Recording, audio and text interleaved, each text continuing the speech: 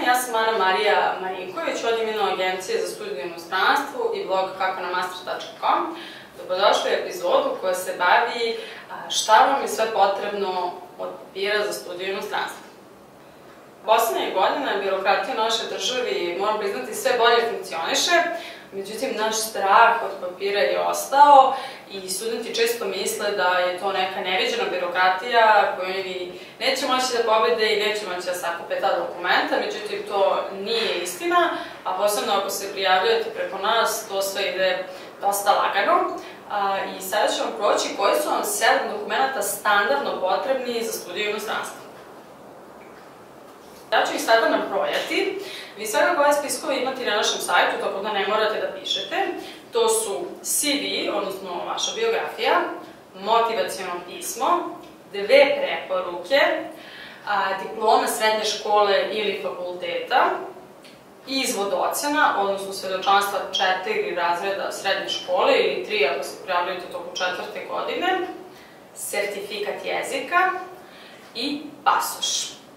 Znači, ovo su 7 standardnih dokumenta, ponekad je potrebno još nešto, na primer portfolio ako se prijavljujete na neku vizualnu umetnost ili arhitekturu, SAT test ili GMAT test koji su potrebni za neke određene fakultete, o tome ćemo govoriti u nekim od narednih videa, ili je to neki esej ili tako nešto. Međutim, vi za svaku prijavu morate imati neki od ovih 7 dokumenta i sada ću vam objasniti svaki pojedinačno.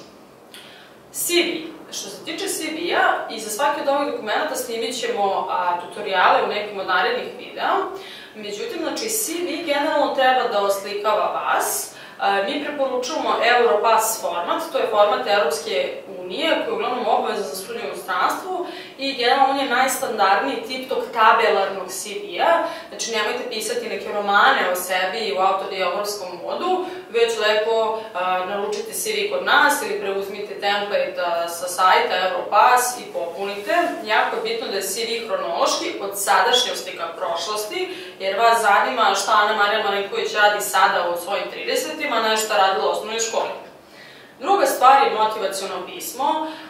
Ovo je uvek najveći zalogaj za studente, jer ne znaju šta tu da pišu. Na našem sajtu imate dosta dobro objašnjene šta se traže u motivacionom pismu ili možete da naručite takođe od nas, ali generalno vi u motivacionom pismu treba da kažete istinu, a to je zašto želite da idete na studije u inostranstvu, zašto ste izabrali taj univerzitet i generalno šta očekujete od njih i šta planirate da ostvarite posle studija. Jasno. Treća stvar, to su 2 preporuke.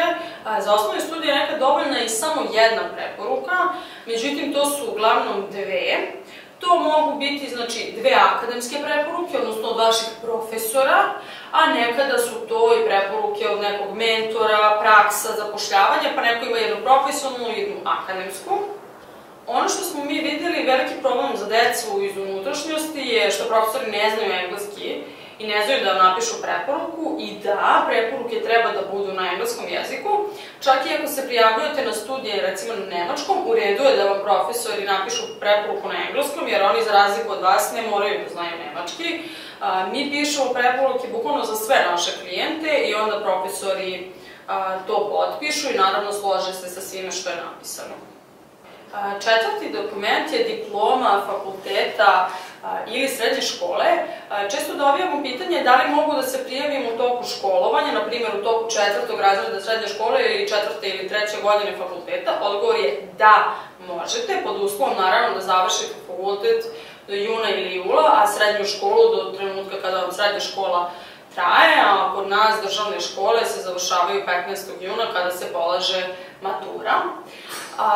Vi, znači, dolazimo od sada do broja 5, vi možete da se prijavite, znači, sa 3 žuta svedočanstva 1., 2. i 3. razred ili izvodom ocena sa fakulteta do datog trenutka i naravno i to i diplome se prevode kod sudskog tumača, pa onda naknadno šaljete i maturu ili uverenje o diplomiranju samom fakultetu.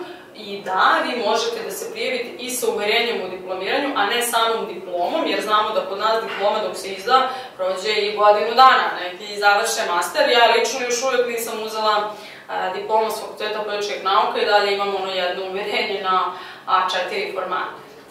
Jako bitno je da koristite usluge sudskog tumača, nemojte sami prevoditi, fakulteti zaista traže overene prevode, nekad i notarizovane, tako da nemojte sami da sklepate neke prevode, mislim, prevodi nisu skupi, uložite 20, 30, 40 evra da imate ljudski prevod kada se prijavljate.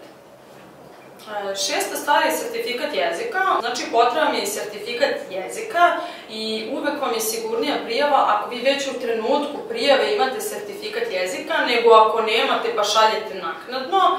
Svaka komisija najviše ceni kad dobije potpunu dokumentaciju, bude im jasno ko je taj student i prime vas ili ne prime u odnosu na vaš kvalitet aplikacije. Poslednja stvar je pasoš. Ovo studenti stalno zaboravljaju, kada dolaze kod nas na slanje, pola njih ne ponese pasoš, međutim ovo je esencijalno za prijavu jer oni moraju imati vaš neki zvaničan dokument. Ako ste građanin ili građanka Evropske unije, razmislite da li ćete se prijaviti možda sa tim pasošem, zato što su kvote često veće ili jeftinija školarina, postoje neke pogodnosti. Ako niste sigurni s kojim pasošem da se prijavite, kontaktirajte nas, jer, na primjer, recimo u Holandiji za građane Evropske unije studije su 2000 evra, a za građane Srbije 8, 10, 18.000, tako da je velika razlika. I ako skupite ovu osnovnu dokumentaciju, manje više ste završili 90% posla. Hvala na gledanju i vidimo se u sledećoj epizodi.